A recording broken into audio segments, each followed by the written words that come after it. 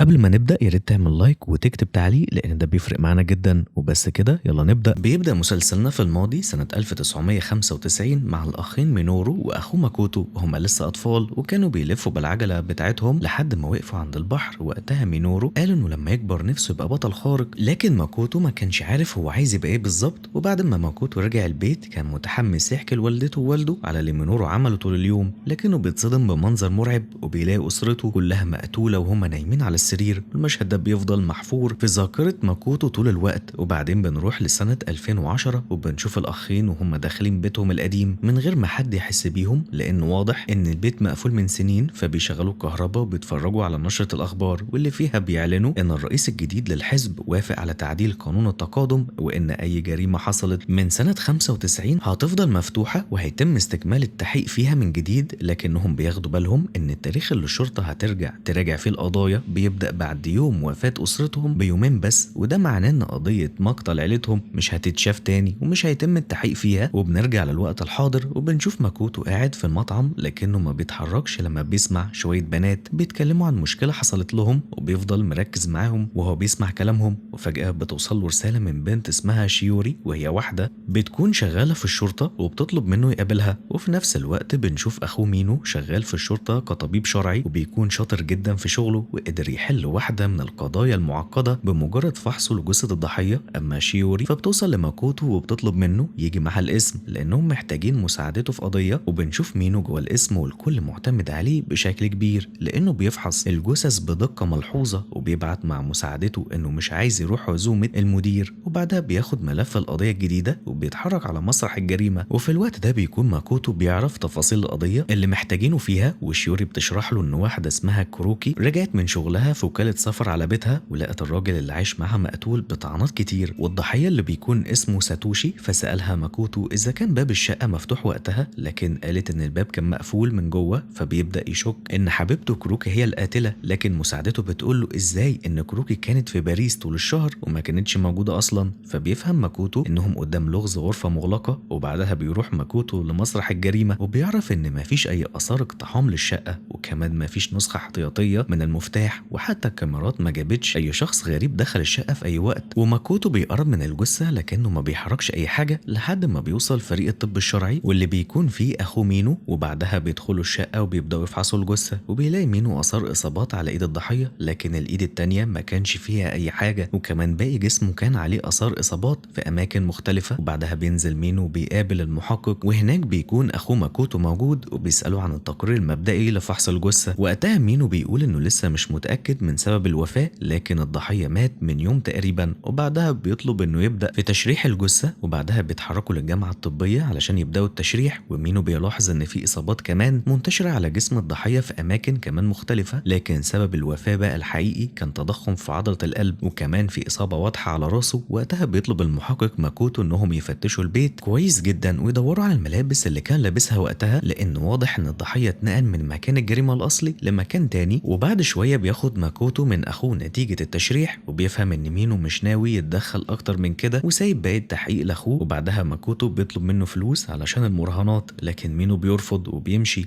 وبنشوف بعدها إن ماكوتو بيروح لواحدة من المحلات اللي الناس بتبيع فيها أي حاجة مقابل الفلوس، حتى أعضاء جسمهم لو اضطروا. لكن ماكوتو بقى يكون يعرف صاحبة المكان دي كويس لأنها هي اللي ربتهم بعد موت والدتهم واسمها هارو، وبيطلب منها بقى فلوس علشان يسدد ديون المراهنات، لكنها بترفض. وبدل كده بتديله أكل وبتقول له ياخده لأخوه لأنه أكيد مش بيصرف فلوسه على لعب القمار زيه. فبياخد ماكوتو الأكل وبيرجع بيه البيت، وبنشوف إن مينو مخليه يعيش معاه في نفس البيت لأنه لسه مش متجوز. وبالليل بيحاول مينو يفتح كلام مع أخوه عن الشغل والجثث والقضايا، لكن ماكوتو بيرفض يتكلم في الحاجات دي جوه البيت وبيدخل ينام. وتاني يوم أول ما بيوصل الشغل بيلاقوا إنهم لسه محددوش إذا كانت الضحية اتقتلت فعلا ولا ماتت بشكل طبيعي. وبعدها بيوصل مينو مع واحد من الفريق وكانوا جايين يشرحوا لعيلة الضحية إجراءات التشريح، فبياخدهم مينو وماكوتو عند الجثة علشان أهل الضحية يتعرفوا عليها. لكن أول ما والدة الضحية بتشوف الجثة بتتصدم وبتقول إن ده مش ابنها لأن ابنها عمره أكتر من 40 سنة، أما الشخص اللي قدامهم ده فشكله شاب صغير. وده بيخلي المحققين يتفاجئوا جدا. وبيرجع باقي الفريق بعدها وبيقولوا إن الضحية ساتوشي ما كانش راح الشغل بقاله يومين. فبيفاجئهم ماكوتو إن الشخص الميت ده كان منتحل اسم واحد تاني، وإنهم أصلا ما يعرفوش مين الشاب ده ولا كان بيعمل إيه في الشقة. الشقة ولا حتى مات ازاي. وبعدها بيبدأوا يدوروا على البنت اللي كانت عايشة معاه في الشقة، ولما بيوصلوا لبيتها بيسألوها عن علاقتها بساتوشي، فبتقول انها اتعرفت عليه من سنتين وانه عرف نفسه بالاسم اللي موجود في البطاقة اللي كانت معاه، وكمان قال لها انه بيشتغل في شغلانات كتير جدا. وفي الوقت ده كان ماكوتو بيراقب المكان بنفسه، وبعدها بياخد الجاكيت اللي ظهر في صورة ساتوشي وبيبعتها للمختبر، وبعدها بيسأل البنت اذا كانت لاحظت اي تصرفات غريبة عليه الفترة الأخيرة، فبتقول ان عجلة ساتوشي اختفت من قريب مع انه دايما كان بيركنها جنب البيت. وبعدها بيوزع الفريق كله يدوروا على العجلة دي، وبيتصل واحد منهم وبيقول انه لقاها لكنها كانت متدمرة من الجزء الخلفي، واضح انها تعرضت لحادثة قوية جدا، لكن صاحبها ما بلغش عنها لان الهوية اللي معاه مزورة. وفي اسم الشرطة بيقرر ماكوتو يبعت ملف القضية لشرطة المرور، لكنهم بيرفضوا يستلموه بسبب نقص الموظفين. وبعدها بيطلبوا من ماكوتو يساعدهم في شغلهم، وبيقول له واحد من الموظفين ان الاسم كله مشغول في قضية قديمة رجع لها التحقيق بعد سنين بسبب تعديل القانون. ولما ماكوتو بيشوف صورة القاتل المطلوب في القضية القديمة دي بيقرر انه يكمل التحقيق بنفسه. وبالليل بيروح مع اخوه مينو ياكلوا في مطعم، وهناك بيسألوا مينو ليه رجع يهتم بالقضية بالشكل ده، فبيقول ماكوتو ان عرف ان في اسم محتاج مساعدته علشان يدوروا على شخص عمل حادثة من 20 سنة قتل واحد بالغلط وبعدها هرب، والقضية قربت تتقفل بسبب قانون التقادم. وبنرجع للماضي وقت ما كان الاخين لسه صغيرين قبل حادثة وفاة اسرتهم بيوم واحد. وقتها كانوا راجعين البيت وسمعوا واحد بيتكلم مع والدهم بعصبية، وكان بيتهموا انه بيهرب بضاعة من المينا، لكن والدهم فضل ينكر كل الكلام ده. وبعدها دخل البيت وقفل الباب، لكن الراجل ده قال له قبل ما يمشي انه هيرجع له تاني بالليل. ولما ماكوتو واخوه بينزلوا يسألوا والدهم مين الشخص ده، حاول يهرب من الإجابة وما قالهمش أي حاجة. وتاني يوم الصبح واحد من الأطفال بيسمع صوت دوشة جاية من بره، فبيبص من الشباك وبيشوف راجل بيعتدي على ست في الشارع. بعدها بيهرب، فبينزل بسرعة وبيشوف اللي حصل، وهناك بيلاقي أخوه مصاب في كتفه وبينزف. وقتها بيجري على البيت علشان ينادي والده يساعدهم، لكنه بيتصدم لما بيكتشف إنه أسرته كلها اتقتلت. وبعدها الخبر بينتشر في التلفزيون وبيعلنوا إنهم لسه مش عارفين القاتل. وبنعرف بعدها إن يوجي صاحب المطعم اللي جنب بيتهم هو اللي اهتم بتربيتهم بعد الحادثة، وإنهم لسه عايشين معاه لحد الوقت ده، ومعاهم كمان هارو. وبعدها بيروح ماكوتو لهارو وبيطلب منها تساعده يوصل لهوية الشخص اللي في الصورة، لأنها كانت شغالة صحفية قبل كده وعندها علاقات وخبرة في البحث. وتاني يوم بيوصل ماكوتو الشغل وبيعرف إن كاميرات المراقبة أخيرا وصلت لمكان الحادثة اللي ساتوشي عملها بالعجلة، وقدروا يحددوا شكل العربية اللي خبطته، لكنهم ما قدروش يعرفوا مين صاحبها. فقرروا يراجعوا كل العربيات من نفس النوع، لكن العدد كان ضخم جدا ووصل لحوالي 100 عربية. وقتها الرئيس بيقول إن اسم المرور مضغوط جدا بسبب قضية تانية قديمة، لكنهم هيحاولوا يساعدوه على قد ما يقدروا. وبعدها بيكون ماكوتو راكب العربية مع مساعدته، وفجأة بيلاحظ مشهد غريب فبينزل يشوفه، وبيلاقي حبيبة ساتوشي واقفة في الشارع بتوزع ورق وبتطلب من الناس يساعدوها علشان يوصلوا لهوية الشاب اللي مات. ولما بيشوفها بيفتكر زمان لما كان هو وأخوه بيقفوا في الشارع بنفس الطريقة بيحاولوا يطلبوا من الناس أي مساعدة بعد اللي حصل لعيلتهم. وبنشوف إن مينو كان قاعد في المطعم وفجأة تليفونه بيرن، لكنه بيرفض يرد أول ما بيعرف إن المتصل هو المدير، لأنه متأكد إنه غالبا عايز يكلمه بخصوص الترقية. وقتها يوجي بيطلب منه يرد، لكن مينو بيرفض وبيقول إنه مش شغال في الشرطة علشان الترقيات، وكمان شايف إن التعامل مع الأموات أسهل بكتير جدا من التعامل مع البشر. بعدها بينصحه يوجي إنه يروح يزور هارو ويقول له إنه جاب له عنوانها. وفي اللحظة دي بيوصل اتصال من أخوه ماكوتو اللي كان عايز يعرف باقي نتائج الفحص، فبياخد مينو نتيجة التحليل بتاع الجاكيت وبيروح بيها يقابل أخوه، وبيقولوا إنهم لقوا على الجاكيت آثار حديد وزيت، لكن شكل البقع كان أكبر من الطبيعي، وده معناه إن مصدرها غالبا من الشارع اللي حصلت فيه الحادثة اللي لقوا فيها كمان العجلة. وبعدها بيقرروا إنهم لازم يرجعوا تاني لاسم المرور، وهناك بيبدأوا يراجعوا الأحداث اللي حصلت قبل الحادثة بيومين، وبيكتشفوا إن اسم المرور كان لقى بقرة خاصة برفع المعدات التقيلة قبل يومين من موت ساتوشي. وقتها مينو بيفهم إن وقت الجريمة قريب جدا من الوقت اللي الشرطة لقت فيه معدات رفع المعادن، وده بيساعده إنه يقلل عدد العربيات اللي المفروض يفحصوها. لكن بالرغم إنه وصل للاستنتاج ده بيرفض يشارك بنفسه في المهمة لأنه شايف إن ده مش من اختصاصه، وبيسيب ماكوتو يكمل التحقيق لوحده. وماكوتو بيفضل يلف في الشوارع وبيجمع أرقام العربيات اللي كانت موجودة في المنطقة، وبيشوف أي عربية عليها أثر حادثة. وتاني يوم بتوصل مساعدته شيوري للمكتب وبتلاقيه مش موجود، لكنه بيتصل بيها وبيقول لها إنه راجع قائمة العربيات الموجودة في البلد كلها، وإنهم خلاص ما بقاش فاضل غير 9 عربيات بس، والعربية اللي بيدوروا عليها أكيد واحدة منهم. وفي نفس الوقت بتوصله رسالة من مينو وبيقولوا إنه فحص 2 كمان من العربيات لكن ما لقاش فيهم أي دليل، وده معناه إن عدد العربيات اللي فاضلة هم 7. وفي النهاية بيقربوا من آخر عربية، فبيطلعوا على بيت صاحبها وبيسألوه عن مكان العربية علشان يفحصوها، لكن الراجل بيقول لهم انه يدخل الحمام الاول قبل ما يروح شغله. وقتها ماكوتو بيرفض يسيبه يدخل لوحده لانه شاكك انه هيهرب، وفجأة بيخرج ابن الراجل وبيستغرب من اللي بيحصل، فبياخد ماكوتو الاب وبياخده يتكلموا بره، وهناك بيعترف الراجل ان اسمه مسايا وانه من يومين عمل حادثة ما كانش متوقع انها توصل للموت. وبيقولوا انه لما نزل من عربيته يطمن على ساتوشي اداله 20,000 ين علشان يسكت وما يبلغش الشرطة، لكن المحققة كودو بتقوله انه لسه مذنب لانه هرب وما بلغش عن الحادثة. وبعدها ماكوتو بيقوله ان في ناس كان من حقها تعرف السبب الحقيقي اللي ساتوشي مات علشانه. وفي اللحظة دي بيفتكر ماكوتو نفسه وهو صغير وبعد سنة كاملة من مقتل والده ووالدته، والمحققين لسه مش عارفين مين القاتل ولا سبب اللي حصل. وقتها كان بيصرخ فيهم بعصبية بيقول لهم انهم فشلة. وبعد ما بيتم القبض على مسايا بيتحرك ماكوتو بسرعة للمكان اللي كانت حبيبة ساتوشي بتوزع فيه الورق على الناس، وبيلاقي ماكوتو ان البنت لسه مصممة تكمل وبتطلب المساعدة من الناس، فبيقرب منها وبيقول لها انهم قدروا يقبضوا على المشتبه بيه في الحادثة. واول ما بتسمع الكلام ده بتبتدي تعيط لانها اخيرا عرفت ان في حد هيتحاسب على اللي عمله. وبعدها بيرجع ماكوتو الاسم، وهناك بيقابلوا الموظف اللي كان طلب مساعدته قبل كده، وبيقولوا انهم نجحوا فعلا في القبض على القاتل قبل ما القضية تتقفل بقانون التقادم. ولما بيرجع ماكوتو البيت بيلاقي اخوه مينو محضر له قائمة باشخاص مجهولين الهوية علشان يحاولوا يقربوا اكتر من الشخص الحقيقي اللي قتل اسرتهم زمان. وبيلاحظ مينو ان اخوه واضح عليه الاحباط والتعب من كل اللي بيحصل، وفجأة بيوصلوا اتصال من هارو بتبلغه انها قدرت توصل لهوية الشخص اللي كان منتحل اسم ساتوشي وان اسمه الحقيقي هو جون. وكمان بتقول انه جون كان السبب في انتحار طالب ثانوي، وده طبعا بعد ما شوه سمعته خلاه يوصل للحالة دي. واول ما ماكوتو بيسألها عن اسم الطالب وبيتأكد من هويته بيتصدم جدا، وساعتها بيجري بسرعة على اسم الشرطة وبيتصل بالمحققة كودو وبيقول لها ان جون انتحل شخصية ساتوشي علشان يهرب من مشكلة اكبر بكتير، وهي انه تسبب في انتحار ابن ماسايا. وقتها بيبدأ ماكوتو يشك ان الحادثة اللي حصلت لجون ما كانتش صدفة، وان ماسايا كان ممكن يخطط لقتله من البداية انتقاما لابنه. لكن المشكلة ان ماسايا خرج من الاسم واختفى. وبعدها بيقرب ماكوتو من المكان المتوقع ان ماسايا مستخبي فيه، لكنه لما بيوصل ما بيقدرش يقبض عليه لان ماسايا بيكون اختفى قبل ما يوصل بلحظات. وتاني يوم بيروح ماكوتو الاسم وبيبدأ يراجع الأدلة من جديد، وبيقول ان الضحية مات في بيته بسبب جلطة في المخ حصلت نتيجة الحادثة، لكن الحادثة نفسها ممكن تكون مدبرة، خصوصا ان والد الطالب اللي انتحر هو نفسه الشخص اللي خبط جون بالعربية وهرب من غير ما يساعده. وكمان بعد ما التحقيق خلص وماسايا خرج براءة، الغريب انه اختفى فجأة. وبعدها بيراجعوا اخبار الطالب اللي انتحر وبيعرفوا الصدمة انه كان سباح موهوب، وان جون كان مدربه في المدرسة وكان بيضغط عليه بعنف في التمرين. ومع الضغط النفسي المستمر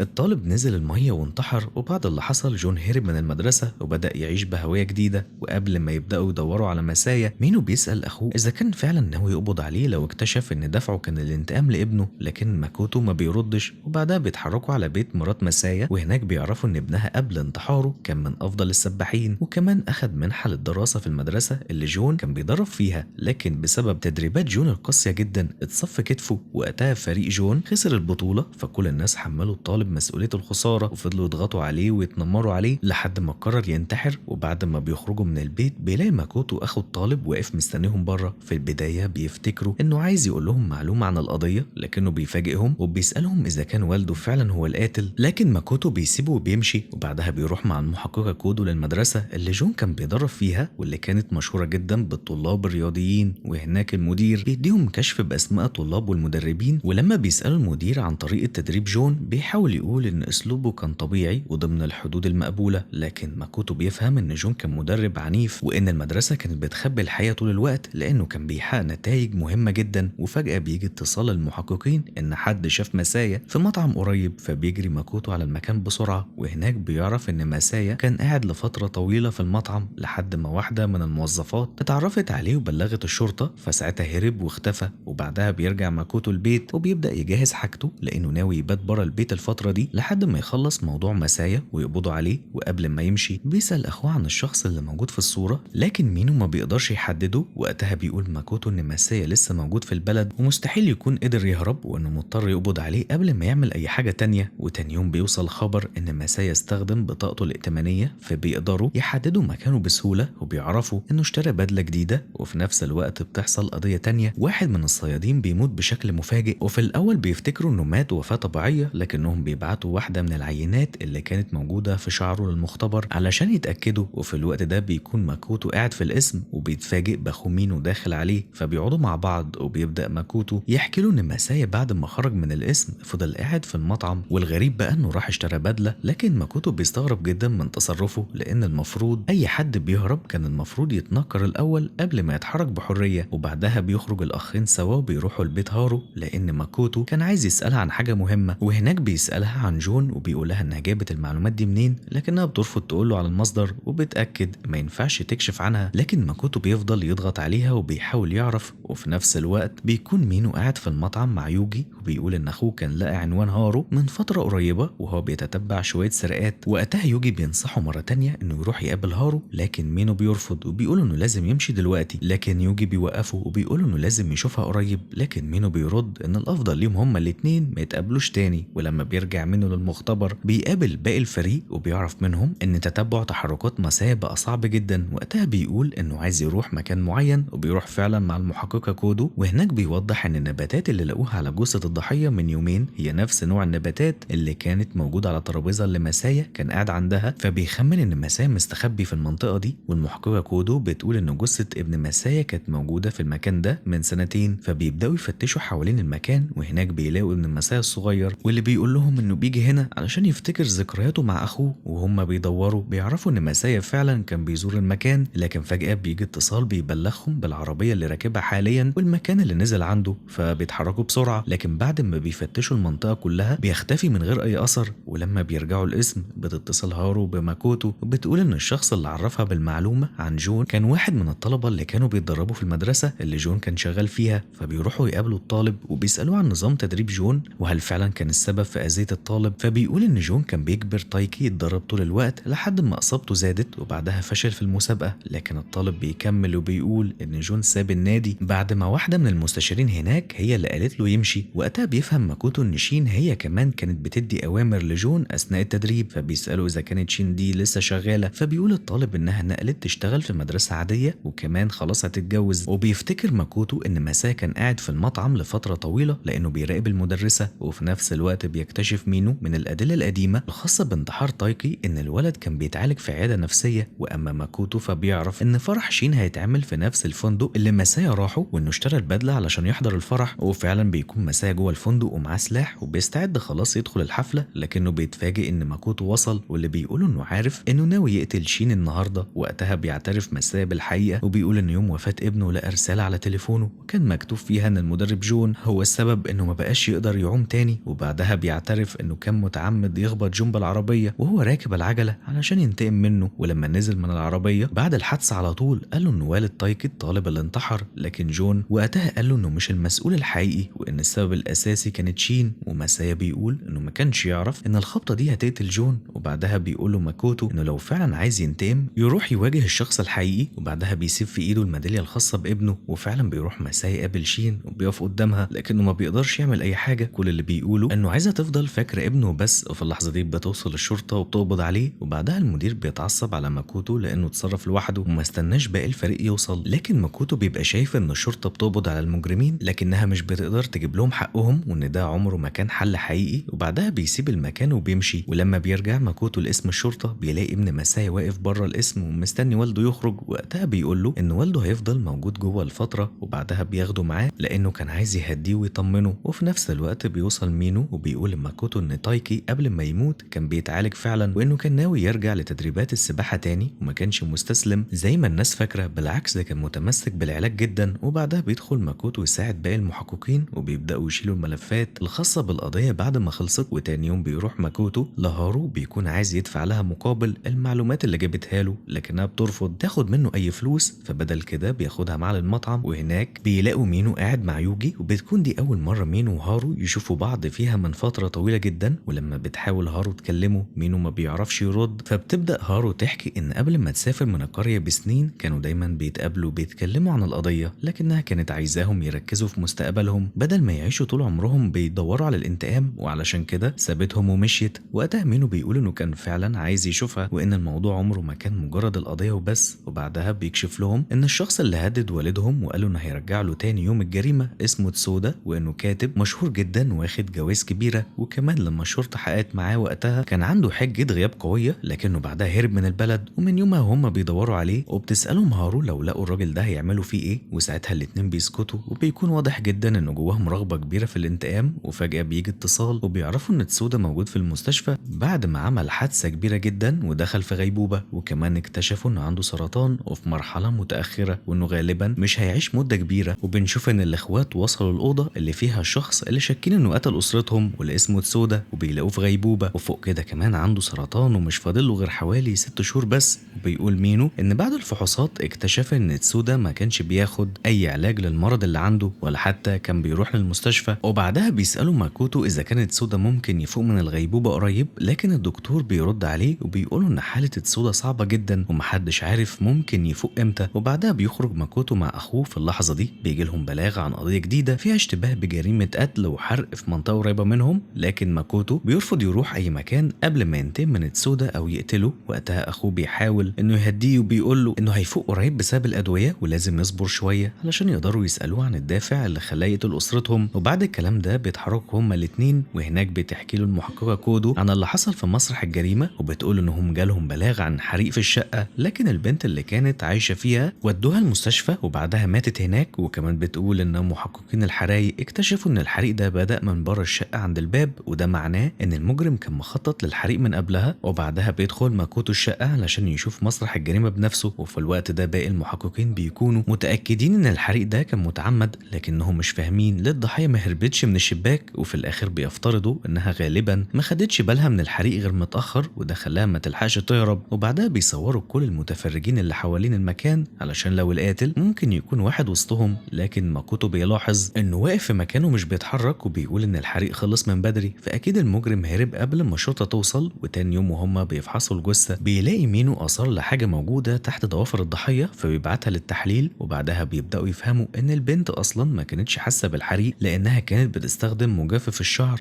وخلاها ما تشمش ريحه الدخان. وبعدها بيسيبهم ماكوتو بيفضل واقف لوحده لانه لسه بيفكر في تسودا واللي ممكن يعملوا فيه. وفي نفس الوقت المحققه كودو بتقول لمينو ان هو واخوه مش شبه بعض خالص، وان مينو كان يقدر يبقى خبير طب شرعي ناجح جدا لكنه اختار يشتغل في التحقيقات والشرطه. وقبل ما يرد عليها بتوصل نتيجه تشريح الجثه، وبتدخل كودو تشرح للمحققين تفاصيل مسرح الجريمه، وبتقول ان الضحيه اسمها ايكو وكانت شغاله بدوام جزء في مصنع اغذيه، وان والدها مسجون بتهم نصب واعتداء، وكمان والدتها متوفيه. وبعدها بيقول مينو ان سبب الوفاه كان استنشاق الدخان الكثيف جدا اللي في الشقه. اما ماكوتو فكان ساكت طول الاجتماع ومش بيتكلم، وبعد ما الاجتماع بيخلص بيقرب من واحد من محققين الشعبه الاولى وبيقول له انه ما ينفعش يحقق لوحده زي المره اللي فاتت. وبعدها بيجي مينو بيقول له ان المستشفى هتبلغهم اول ما تسودا يفوق وانه لازم ما يقربش منه لوحده. وبعدها بيروح ماكوتو يحقق في قضيه ايكو وبيسال العمال اللي معاه في المصنع، وبيعرف انها بقالها سنه لكنها كانت منطويه جدا ومحدش يعرف عنها اي حاجه. وبعدها بيمشي هو وكودو، وبتقول له كودو ان ايكو كانت شخصيه منعزله وملهاش علاقات كتير، لكن ماكوتو بيتضايق من كلامها لانه فاهم انها بتحاول تعرف اذا كان عنده صحاب ولا لا. وقتها بيرد وبيقول ان اخوه موجود معاه، لكن كودو ما بتقتنعش بالكلام ده. وفجاه بيجي لها اتصال من المدير وبيقول لها ان الموبايل اللي كان مع ايكو في اخر مكالمه مع واحده اسمها وانهم بيدوروا على اي شهود او معلومات جديده، ولو ظهر اي جديد هيبلغوها فورا. وبعدها بتروح كودو وماكوتو يقابلوا ساكي في البيت، وبتسالها كودو عن علاقتها بايكو، فبتقول انهم صحاب. وبعدها بيقول ماكوتو ان ايكو ماتت في الحريق، وبيطلب منها تحكي لهم سبب اخر اتصال بينهم، لكن ساكي بتتوتر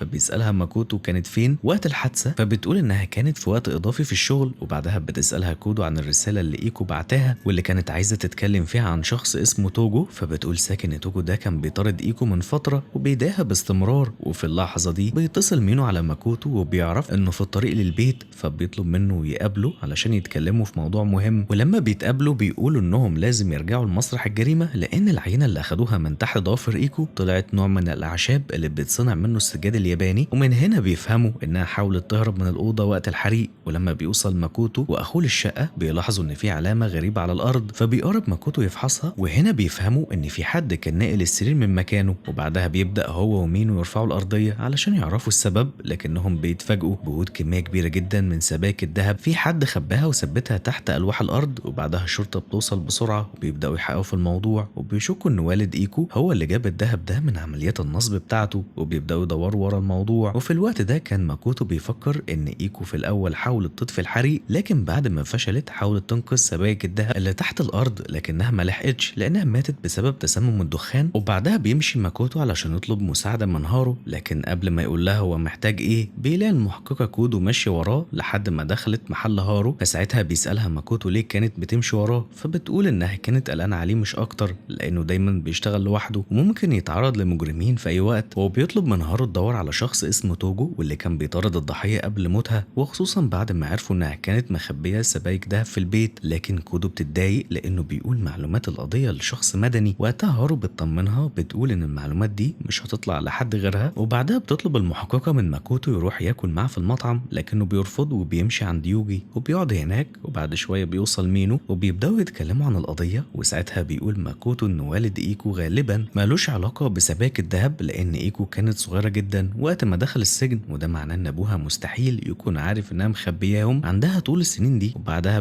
بيفتكروا أحداث سنة 95 وقت الحريق اللي ماتت فيه أسرتهم. وقتها كان يوجي شغال في المطعم وبيوصل طلبات للمصنع، وفجأة بعد ما وصل الطلبات بثواني المكان بينفجر، والإسعاف لما وصلت لقت ضحايا كتير، لكنهم قدروا ينقذوا يوجي من وسط النار. ومن يومها ويوجي ما بقاش يخاف من الحرائق أبدا. وفي الآخر بيقول ماكوتو ليوجي إنه ما يقلقش لأنهم عرفوا مكان تسودا أخيرا، وده بيكون خبر صادم جدا ليوجي. بعدها بيروح مينو يزور هارو في المحل وبيكون عايز ياكل معاها، وبيقول لها الخبر وإنهم أخيرا لقوا تسودا في المستشفى موجودة في القرية، وبيفكرها إنها من وقت الحادثة اللي حصلت زمان وهي دايما مهتمة بيه هو وأخوه، وكانت واقفة جنبهم وقت العزاء وفضلت تتابعهم طول الوقت، وكمان يوجي كان بيساعدها في ده. لكن قبل ما بيمشي كانت هارو حاسة إن مينو وماكوتو هيتورطوا في مصيبة كبيرة بسبب إنهم لقوا تسودا، فبتحاول تحذره، لكنه بيطمنها وبيقول لها إنها تبقى تزور يوجي لما تفضى. وفي اسم الشرطة بيبدأوا يراجعوا تفاصيل سبائك الذهب وبيعرفوا إنها كانت مسروقة من سنة، وبعدها بيرجعوا لملف القضية القديم وبيلاقوا إن الشرطة وقتها قدرت تحدد واحد من الحرامية بسبب وشم كان موجود على رقبته. ومن هنا بيبدأ الشك يكبر إن إيكو نفسها كانت واحدة من الأربعة اللي سرقوا الذهب. وفي نفس الوقت كان ماكوتو بيراجع صور الشهود على تليفونه، وفجأة بيلاقي هارو بتحاول تكلمه، لكنه قبل ما بيمشي المدير بيمنعه يخرج علشان هيتحاسب بسبب التحقيقات اللي كان بيعملها لوحده من غير أي أوامر، فبيضطر يبعت كودو بدل منه علشان تقابل هارو وتشوف المعلومات اللي عندها. ولما بتروح بتاخد منها ملف في قائمة بكل الأشخاص اللي اسمهم توجو، وبتقول هارو إن كل الناس اللي بالاسم ده يا إما في السجن أو سافروا برا البلد، ومفيش حد فيهم ينطبق عليه وصف الشخص اللي كانوا بيدوروا عليه. وبعدها بتقول إن الصحفيين والمعارف اللي تعرفهم أكدوا لها إن إيكو فعلا كانت فرد من العصابة اللي سرقت الذهب. وفي وسط الكلام بتتصل والدة كودو بيها، لكنها بتتجاهل المكالمة. وبعدها بتبدأ تسأل هارو عن علاقتها بماكوتو، فبتقول هارو إنها تبقى قريبته من بعيد، لكن كودو بتفضل مستغربة وبتسألها عن السبب اللي يخليها تساعده أساسا في التحقيقات بالشكل ده. وقتها هارو بترفض تجاوب. وفي اسم الشرطة المدير بيجبر ماكوتو إنه يبطل يشتغل لوحده ويلتزم بالفريق. وبعدها بيفضل ماكوتو يراجع صور الناس اللي كانوا واقفين بيتفرجوا وقت الحريق، وفجأة بيلاحظ إن واحد منهم مواصفاته مطابقة للشخص اللي بيدوروا عليه واللي ممكن يكون واحد من العصابة. وساعتها بيفهم إن الشرطة زمان ما لقتش الشخص ده لأن العلامة اللي على رقبته ما كانتش وشم زي ما كانوا فاكرين، لكنها كانت وحمة طبيعية جدا. وبيكون مع ماكوتو صورة واضحة لملامح الراجل، وبيبدأوا يعتقدوا إنه الشخص اللي اسمه توجو. وبعدها بيبدأ الفريق يدور عليه من خلال الكاميرات المراقبة الموجودة حوالين المكان. وفي الوقت ده بينزل ماكوتو علشان ياكل مع كودو في الاستراحة، لكن فجأة بيتصل عليه مينو وبيقول إن المستشفى بلغتهم إن تسودا أخيرا فاق وبقى ممكن يزوروه ويتكلموا معاه. لكن مينو بيقول له إنه مش هيقدر يسيب الاسم دلوقتي لأن عنده شغل مهم، وماكوتو بيقول إنه هيستناه علشان يروحوا سوا. وبعدها بيمشي مع كودو علشان يكملوا التحقيق، لكن مدير الاسم بيكون مركز مع تصرفات ماكوتو جدا وحاسس إنه مخبي حاجة مهمة، خصوصا إنهم وهم قاعدين في أوضة التحقيق بيراجعوا تسجيلات الكاميرات، والكل بيبدأ يتعب من كتر الشغل وبيقترحوا إنهم يطلبوا مساعدة من الشعبة الأولى. لكن مدير الاسم بيلاحظ إن ماكوتو فجأة بياخد شغل أكتر على نفسه، وكأنه بيحاول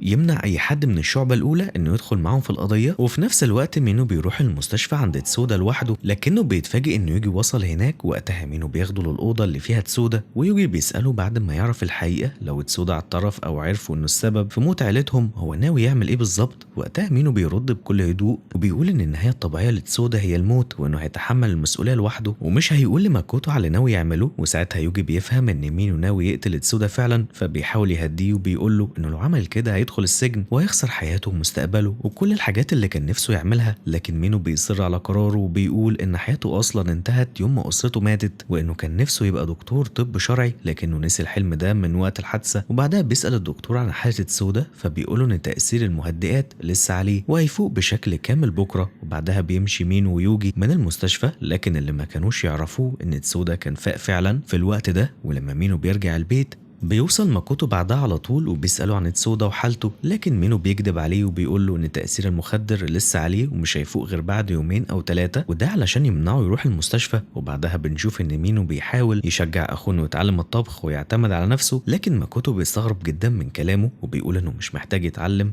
بدل مينو هو اللي هيطبخ. وفي اليوم اللي بعده ماكوتو بيلاقي اعلان خاص بصالة رياضية، لكنه بياخد باله من حاجة غريبة جدا، وهي ان الاعلان متوزع في نفس المنطقة اللي كانت فيها شقة الضحية، لكن رقم التليفون اللي عليه مختلف وناقص رقم. فبيقرر يروح للمطبعة اللي طبعت الإعلان ويسألهم عن الموضوع، وصاحب المطبعة بيقول له أن اللي حصل ده كان مجرد خطأ مطبعي وإنهم اضطروا يوقفوا توزيع المنشورات في منطقة معينة من القرية. وقتها ماكوتو بيحس إن في حاجة مستخبية في المكان، فبياخد العنوان اللي صاحب المطبعة قال له عليه وبيروح هناك، وبيطلع المكان ده فندق. ولما بيدخل الفندق بيتفاجئ إن الشخص اللي بيدوروا عليه موجود، وأول ما المجرم بيشوف ماكوتو بيفهم إنه خلاص اتكشف فبيهرب. وقتها ماكوتو بيجري وراه بسرعة لكنه ما بيقدرش يلحقه لأن الراجل ده بيركب عربيته وبيهرب بأقصى سرعة. وفجأة بيجيله اتصال من مينو وبيقول له إن تسودا مات. ولما ماكوتو بيروح المستشفى بيسأل أخوه إذا كانت تسودا قال أي حاجة قبل ما يموت، لكن مينو بيقول له إنه مات من غير ما يتكلم مع أي حد. وبعدها بتيجي الممرضة وبتديهم حاجات تسودا الشخصية، ولما بيفتحوا محفظته بيلاقوا رقم تليفون غريب مكتوب جواها، فبيتصل ماكوتو على الرقم على طول. لكن المفاجأة إن اللي بيرد عليه هي ست عجوز كانت جارتهم زمان في المنطقة، واللي بقت مش بتتحرك غير على كرسي متحرك. وبيعرف ماكوتو ان الست اللي ردت عليه في التليفون هي فومي جارتهم القديمه زمان، فبيسالها اذا كان ينفع يتقابلوا وعلى طول بتوافق. وفي الوقت ده كان مينو وماكوتو مستغربين جدا العلاقه اللي ممكن تكون بين تسودا وفومي، خصوصا انهم مش فاهمين سبب احتفاظه بالرقم. وكمان وسط متعلقات تسودا الشخصيه بيلاقوا مفتاح غريب، لكن محدش فيهم بيكون عارف المفتاح ده بتاع ايه. وفجاه بيوصل مدير القسم اللي كان متابع تحركاتهم من فتره وبيطلب منه يسلمه المفتاح علشان ما يعرضش نفسه لمشكله قانونيه. وبعدها المدير بيكشف لهم حياة صادمة وبيقول ان تسودا اصلا مش القاتل اللي بيدوروا عليه من سنين، وبيوضح لهم انه زمان كان شغال في الشعبة الاولى وكان هو المسؤول بنفسه عن قضية موت اسرة مينو. وبيقول انه سبق واتكلم معهم زمان وفهمهم ان تسودا بريء، لكنهم مع الوقت نسيوا الكلام ده. وبعدين بيحكي لهم ان تسودا وقت الحادثة كان موجود في دار النشر اللي بيتعامل معاها، وبعدها راح لحانة وشرب هناك، وكاميرات المراقبة صورت كل ده. لكن المشكلة ان واحد من السياسيين الفاسدين كان ظاهر في التسجيلات، وعلشان كده تم منع نشر الصور او اي معلومات تخص اللي حصل، وتم الاحتفاظ بالقضيه بشكل سري. فساعتها بيسال ماكوتو المدير اذا كانت تسودا يعرف اي شخص ممكن يفيدهم او يكون اسمه اتذكر وقت التحقيقات.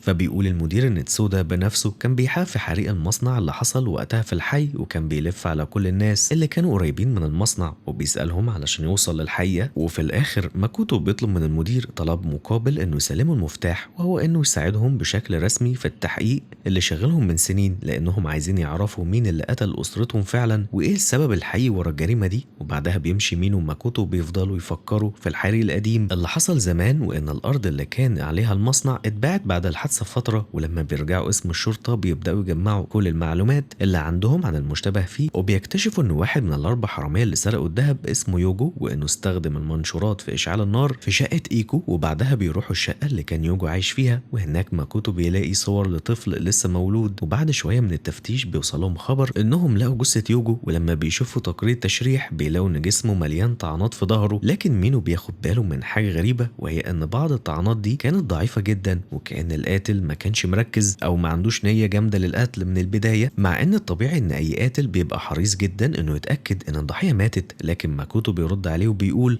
ان ده طبيعي جدا بسبب القاتل ممكن يكون مستعجل وقت الجريمه. وبعدها بيعرفوا ان يوجو كان مستثمر وعنده اكتر من شقه في البلد بيأجرهم وبيتاجر فيهم، وانه جاي من نفس المحافظه اللي اتسرق منها الذهب مع ايكو واتنين غيرهم. وبعدها بيلاقي صوره في بيته فيها 3 اشخاص، يوجو وايكو وكمان ساكي صاحبتها. ومن هنا بيبداوا يفتكروا ان الاربعه دول هم العصابه اللي سرقت الذهب، وانهم قسموا السباك دي بينهم بعد العمليه. لكن مينو بيكون حاسس ان في حاجه لسه غلط، وخصوصا ان يوجو تقريبا ما دافعش عن نفسه وقت الهجوم وماكوتو بيخمن ان القاتل افتكر ان الشنطة اللي كانت مع يوجو فيها باقي سبائك الذهب، وعلشان كده هجم عليه وقتله بسرعة. وبعدها بيبدأوا يدوروا على ساكي لانها بقت اخر شخص ممكن يوصلهم للحقيقة. وهما الاتنين راجعين البيت، وفي الطريق مينو بيقول انه مش فاهم ازاي يوجو قدر يحرق صديقة طفولته جوه بيتها بالشكل ده، لكن ماكوتو ما بيكونش قادر يركز لانه مرهق جدا وتعبان. وبعدها بيسأل مينو اذا كانوا قدروا يلاقوا ساكي، فبيقولوا انهم فتشوا البيت لكنها مش موجودة. والأسوأ بقى ان البيت كله كان متكسر ومتبهدل، وكمان كان في بقعة دم واضحة في المكان. ولما بيوصلوا المطعم يوجي بيسألهم عن اللي حصل مع تسودا، وقتها بيحكي مينو ان تسودا مات بسبب المرض وانهم ما لحقوش يسألوه عن اي حاجة تخص القضية. لكن المفاجأة بالنسبة لهم كانت انهم لقوا رقم تليفون لست اسمها فومي، واللي كانت شغالة زمان في المصنع اللي اتحرق. وساعتها يوجي بيقول انه عارف فومي كويس وفاكرها من زمان. بعدها مينو بيقرر يروح يقابلها بنفسه، ولما بيدخل البيت بيبدأ يسألها عن العلاج اللي خلاها تقدر تمشي تاني بعد ما كانت بتمشي على كرسي متحرك. فبتقول له ان ده بسبب العملية، وبعدها حالتها اتحسنت جدا وبقت تمشي. وكمان بتحكي له انها بتحب تسلق الجبال وانها ناوية ترجع تمارس الهواية دي. وبعدها بيسألها مينو عن تسودا وعلاقتها بيه، فبتقول انها فعلا كانت تعرفه، لكن لما بيسألها اذا كان زارها قبل حادثة موت اسرته بترد وبتقول ان وقتها كانت تعبانة جدا وما كانتش بتقابل اي حد. وفي الوقت ده مينو بياخد باله ان جوزها موجود في البيت، فبيروح يحاول يتكلم معاه، لكن جوزها بيرفض يرد على اي سؤال وبيسيبه وبيمشي على طول وبيطلع اوضته من غير ما يقول اي كلمة. وماكوتو بيكون رايح للمدينة اللي ساكي وباقي الفريق اللي سرق الذهب كانوا منها، لكن وهم في الطريق العربية بتتعطل، وبالصدفة ماكوتو بيلاقي نفس المطعم اللي كان ظاهر في الصورة واللي فيها إيكو وصحابها. لكنهم بيكتشفوا إن المكان ده كان في الأصل حضانة، وهناك بيتكلموا مع الست المسؤولة عن المكان. ولما بتشوف صورهم بتتعرف عليهم وبتقول إن الأربعة دول كانوا قريبين جدا من بعض. وبعدها بيسألوها عن الطفل الرابع اللي كانوا فاكرين إن اسمه توجو، لكنها بتتفاجئ وبتقول إن عمرها ما سمعت الاسم ده قبل كده، وإن اسمه الحقيقي يازورو. وكمان بتقول إنه كان دايما بيزور والدته كل فترة في دار رعاية. فبيروحوا الدار دي وبيكتشفوا إن يازورو حاطط والدته في مكان غالي جدا وبيصرف عليها مبالغ كبيرة. وبعدها لما ماكوتو بيرجع البيت بيلاقي مينو قاعد لوحده، فبيسأله عن اللي حصل مع فومي، لكن مينو بيفاجئه وبيقول إن فومي أصلا ما كانتش على تواصل مع تسودا، وإن جوزها مدير المصنع رفض يرد عليه. وبعدها بيسأله ماكوتو إذا كان وصل لحاجة بخصوص المفتاح، فبيقول مينو إنه سأل في كذا محل واكتشف إن ده نوع منتشر جدا وبيستخدم في المكاتب والإدراج والإقفال العادية. وهنا ماكوتو بيفتكر إن مكتب والدهم كان فيه درج مقفول طول الوقت، وبيبدأ يشك إن حريق المصنع ممكن يكون له علاقة مباشرة بموت أسرته. وتاني يوم الشرطة بتروح تقبض على يازورو علشان يحققوا معاه، وهناك بيعترف إنه اتخدع وإن ساكي هي اللي جمعتهم وقالت لهم إن في واحد اسمه توجو بيدبر لعملية سرقة. وكمان قالت لهم إن السرقة دي هتبقى شكلية بس لأن الشخص ده عايز يهرب من دفع الضرايب. لكن بعد ما الشرطة طردتهم وقت العملية هم خدوا الذهب فعلا وهربوا. وبيعترف إنه فعلا وافق يشارك علشان كان محتاج فلوس كتير لعلاج والدته. وبعدها بيرجعوا القسم يكملوا التحقيق وبيكتشفوا ان الشخص اللي اسمه توجو عمره ما تواصل مع اي حد من الاربعه بشكل مباشر، وده بيخلي الرابط الوحيد اللي ممكن يوصلهم للحقيقه هي ساكي اللي اختفت واتخطفت في ظروف غامضه. وبنشوف ان مينو بيروح لهارو بيلاقيها في المكان اللي بتحب تصطاد فيه، وهناك بيديها كتاب الخاص بتسودا وبيقولها انه ما بقاش محتاجه تاني. ولما بتساله اذا كانوا لقوا اي دليل تاني مع تسودا بيقولها على المفتاح اللي لقوه وانهم لحد دلوقتي مش عارفين يستخدموه. وقتها هارو بتاخد المفتاح منها، وتاني يوم بيروح ماكوتو لهارو علشان يطلب منها مساعدة لكنها بترفض، خصوصا لما بيقول لها انه عايز يعرف اسماء محلات الرهان او التجار اللي ممكن يشتروا الذهب، لانه شاكك ان توجو بيحاول يبيع السبائك دي دلوقتي. لكن هارو بتقول له انها مش هتقدر تخون الناس اللي شغالة معاهم، وماكوتو بيفضل يضغط عليها اكتر علشان يعرف، لكنها في الاخر بتقفل الكلام وبتأكد ان في حدود ما بينهم. وبعدها بيفضل ماكوتو والمحققة بيدوروا على الذهب لمدة اكتر من 3 ايام من غير اي نتيجة. لكن فجأة هارو بتتصل بماكوتو وبتقوله ان المحل اللي بيدوروا عليه موجود في القرية وقريب منهم. وقتها ماكوتو بيتحرك بسرعة على هناك علشان يقبض على توجو، لكن وهو في الطريق بيتصل بيه مينو وبيقوله ان احتمال كبير يكون توجو ست ولازم يخلي باله. ولما بيوصل ماكوتو بيتفاجئ ان توجو الحقيقي هي ساكي اللي ماشية قدامه. وقتها بيجري وراها وبيقدر يقبض عليها، وقبل ما ياخدها بيسألها عن توجو، فبتقول ان توجو الحقيقي كان مجرد مجرد واحد بيجمع ديون، وكان بيروح بيتها زمان باستمرار، وهي استغلت الاسم وخدعت باقي الفريق. لكن حظها الوحش ان ايكو اكتشفت الحقيقة، فاضطرت ساكي توقع الفريق في بعضه، وراحت قالت ليوجو ان ايكو ناوية تسلمهم للشرطة. وبعدها يوجو راح هدد ايكو بحريق بسيط علشان يخوفها ويخليها تصدق ان توجو موجود. لكن الامور خرجت عن السيطرة وايكو ماتت، وده ما كانش متخطط له. وقتها يوجو خاف جدا واتصل بساكي يسألها يعمل ايه، فحاولت تهديه لكنه اصر يسلم نفسه. وهنا ساكي استغلت اللحظة وقابلته وطعنته في ظهره كذا مرة لحد ما مات. وبعدها ساكي بتعترف بكل حاجة وبيقبضوا عليها. وفي القسم بتقابل المدير اللي بيقول لها ان صديقتها ايكو كانت ناوية تستلم عربية جديدة على عنوان البيت. وكمان التاجر اللي باع العربية اكد انها كانت ناوية تفتح المشروع مع اصحابها، لانها كانت بتخطط ترجع الفلوس اللي سرقوها علشان يعيشوا سوا من غير خوف. وساعتها ساكي بتبدأ تحس بالندم على كل اللي عملته في اصحابها. وبعدها المحققة بتتكلم مع ماكوتو لوحدهم وبتحكي له ان والدتها بعد الطلاق صرفت كل فلوسهم على اللبس والمكياج. ولما الفلوس دي طبعا خلصت حاولت تخلي بنتها تسرق من المحلات، لكنها لما كبرت رفضت تمشي في الطريق ده. بتقول ان كل شخص هو اللي بيختار الطريق اللي هيمشي فيه. بعدها ماكوتو بيمشي من غير ما يرد وبيروح عند مينو علشان يجربوا المفتاح على درج المكتب، لكنهم بيكتشفوا ان المفتاح اصلا مش بيفتحوا. وقتها بيقرر ماكوتو يكسر الدرج، لكن بعد ما بيفتحوه بيحبطوا جدا لان اللي جواه رسومات قديمه كانوا رسمينها وهم صغيرين. وبعدها ماكوتو بيلاقي لعبه قديمه والدهم كان هو اللي عاملها، لكنه بيلاحظ ان فيها حاجه غريبه. ولما بيفتحها بيتفاجئ بوجود مسدس شكله غريب. وهنا الاتنين بيبداوا يحسوا ان والدهم كان مخبي سر كبير طول السنين اللي فاتت. ولهنا بيخلص الجزء الاول من المسلسل. يلا بقى اعملوا لايك واشتراك للقناه علشان يوصلكوا كل جديد. وبس كده يا حبايبي، سلام.